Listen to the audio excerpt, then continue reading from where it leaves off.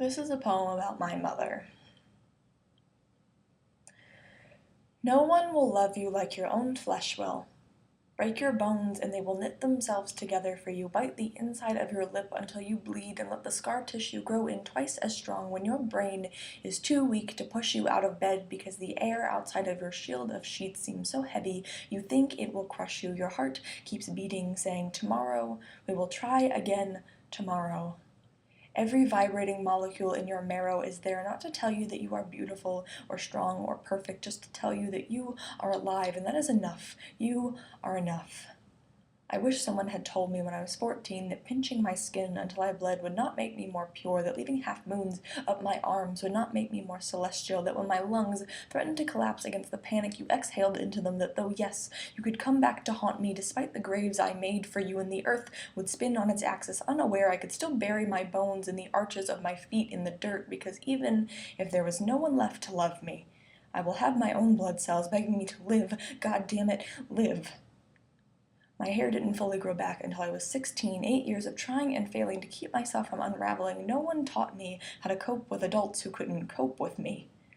8 years old and contemplating suicide, something that would continue in my brain, nearly in my veins, until 15 when they finally gave me the Adderall and I can see straight for the first time. Remember names for the first time. Those connections are made in my brain for the first time. My neurons were doing their best, but there's only so much effort you can put out before you start unweaving yourself, pulling apart your atoms and skin cells, and you knew how that felt. Knew what it meant to feel like your love lines weren't long enough, that something cosmic in your blood was keeping you from being valuable. I know you think this is all because I'm too young to let go of a grudge. No, it's not because you don't know I want armfuls of forget-me-nots at my wedding, or that I'm hungry for wings in my brain like Joan of Arc, so when I stand on stage I can fly and say I am not afraid. I was born to do this. There are millions of people who will never ask me what my favorite Doritos flavor is. I don't hold it against them. That's something you could learn. It's that you never gave a damn about me, never cared to ask me what I thought about honeybees. You called me and said you were sorry you had taken other people's advice when it came to me. I wonder if my grandmother told you I write poetry.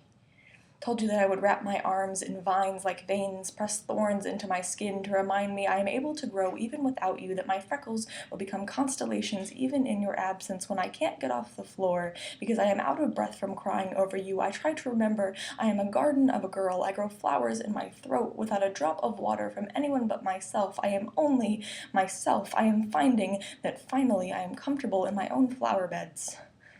When you rotted in my brain, I picked verbena from your vertebrae and roses from your ribcage. I made a bouquet of you, plucking clover from the clavicles of every woman who has loved me as much as she can. I am tired of sweating at the scent of you. Tea tree is as strong as your hold on me. I am ready to be well, I think. And my heart will beat, saying, be brave, tomorrow. Be brave, tomorrow. Thank you.